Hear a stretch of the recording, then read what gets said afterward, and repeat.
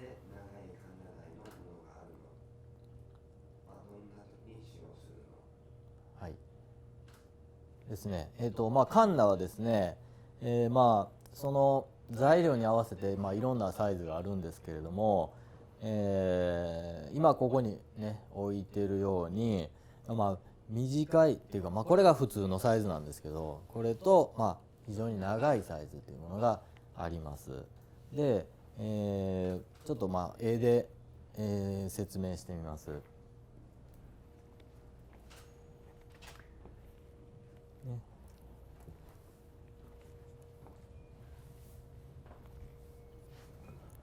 はい、いいですか。はい。材料がですね、こういうふうに、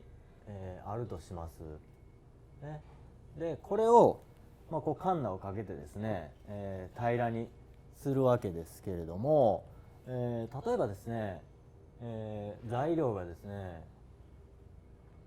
このようにぐーんとこう曲がってるとします。はい。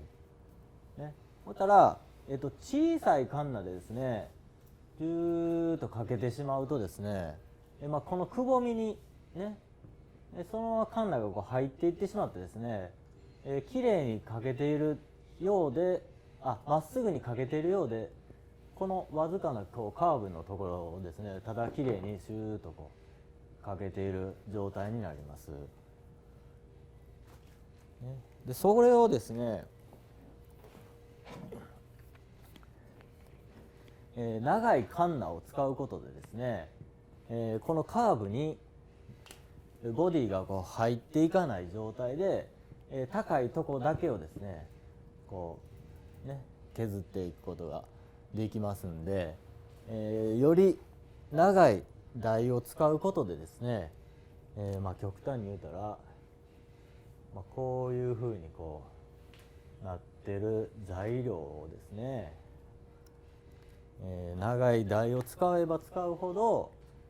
より平坦にこう削り落としてですね、最終的には、平らな面を作ることができるということです。こういう場合やったらですね、こういうふうにこうねカンナをこうかけてしまうことになりますけれども、こういう長いやつやったら、ここへこう落ち込むまでにですね、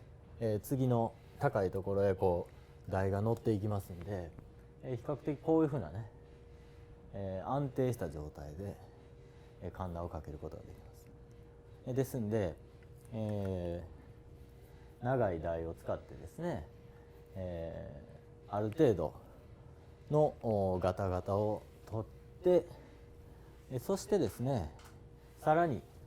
平らにもっときれいにですねするために、少しまたちっちゃいカンナを使うと、より早くですねきれいに平らを作ることができるということになります。